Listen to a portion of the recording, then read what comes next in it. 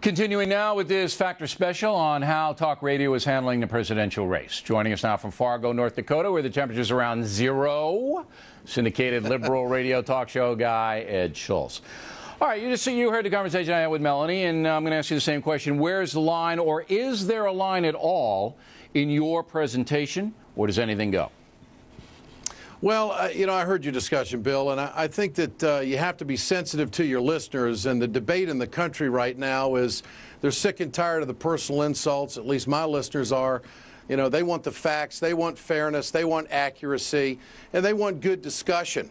And I think that the progressive listeners are pretty well turned off by this most recent debacle between the Clinton camp and the Obama camp. So personally, I stay away from the personal attacks.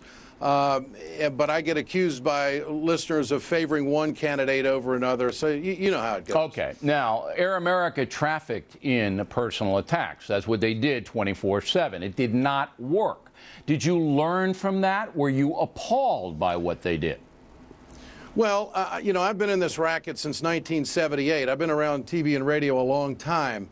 I've never based my career on how well I can attack somebody. I mean, we can be pretty creative when we decide we want to go after somebody, but I can't really say that I've learned anything from any particular network. Of course, I'm independent from them. I've got my own company and my own radio show that's independent, but I'm on a lot of their stations. Bill, I don't pay attention to other talk show hosts. Okay. I feel strong in my convictions. Because you said, the reason I asked that question, you said that your progressive listeners are getting fed up with the personal attack. I hope that's true. But I'm hoping that maybe they saw what happened, because Air America did have an opportunity in this country. Because, as I said, most talk radio is right-wing. They came on. In the beginning, they were financed. They put on Franken and Garofalo, and all these people did was lodge personal attack after personal attack. It was monotonous. It wasn't funny. It was disgusting. And progressive people obviously didn't listen, because if they did listen, it wouldn't have gone bankrupt, and they fled. Now, in this present presidential race, who are you for? Do you have a candidate? I do not. I like them all on the Democratic side, and I'm in a unique position. I know Hillary, I know Barack, I know John. Those are the top three. I consider them good friends, although I've been critical of all of them at one time or another. Now, give the audience an example, the audience who doesn't hear your program. Barack Obama, you've criticized him for? Well, 3.5 million people do hear my program, and I have been very critical of Barack Obama for being, at times, playing the race card. He's got to watch himself on that. He's got to gain credibility that he can be really the change agent that he's presenting himself. As far as being critical of Hillary Clinton, the very nemesis that the Clintons have complained about over the years, talk radio, is exactly the vehicle that they're not using right now. And if you'll notice, the Clintons started to get a little bit better in the polls when Hillary went out and said, okay, I'm going to start taking questions. What a 180 that was.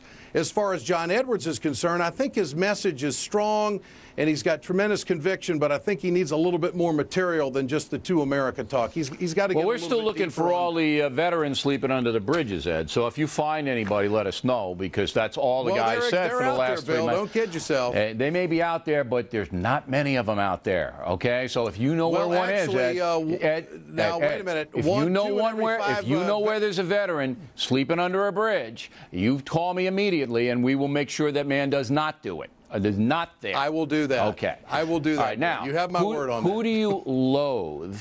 Who do you loathe in the presidential race? Well, first of all, that's a pretty strong word. I can say I'm not a fan of. Rudy Giuliani. I think Rudy's all about power and authority. I don't think he's about the people. Okay, let me stop you there. Let me stop you there. Okay. So you think Rudy Giuliani is all about power and authority, and Hillary Clinton isn't? Well, you asked me who I didn't like. No. I mean, but I have to challenge your statements. If you're gonna judge Giuliani because you believe that he likes power, and I don't think you're wrong. Sure. How can you give Hillary Clinton a pass on it? It's the same power. Well, I think Hillary. I think Hillary is very compassionate. I know she's compassionate. I know she cares about those who. So she's power hungry with compassion. I'm not convinced that Rudy Giuliani is. Okay, so she's power hungry with compassion, but Giuliani's just power hungry. Period. All right, now, so you don't like Giuliani. You think that he's in it for the wrong reasons. How far will you go on your radio program to dissemble the man? Well, I don't consider this a personal shot, but I do believe your past, if you're going to be president of the United States, and your character has to be examined by the American people. I think a guy with a personal checkered past such as Rudy Giuliani, in my opinion, is not qualified to be president. But then again, you can bring the same argument back to the Clintons. You could bring the same argument back to the Clintons, then. No. I think Hillary Clinton is a very courageous woman for going through a very tough personal time and sticking with her husband and making a decision. I'm not talking about that. I'm talking about Rudy's. Yeah, I know what you're talking about. Rudy's personal life. Okay. I also think that Rudy Giuliani had a terrible character judgment on Bernard Kerik. I think that disqualifies him for being president. Okay, but if you're going to take one candidate and say, all right, I don't like the person's personal demeanor, the way he conducted himself in his private life, then you got to apply the same standards to the others, and then none of them are perfect. I do. No, and you're going to get into all of that but they're not as outlandish as Rudy. In your opinion. They're not perfect, but they're not as outlandish as Rudy. Come on now, Rudy's he's been around the block quite a bit. Ed, I just want you to think about this.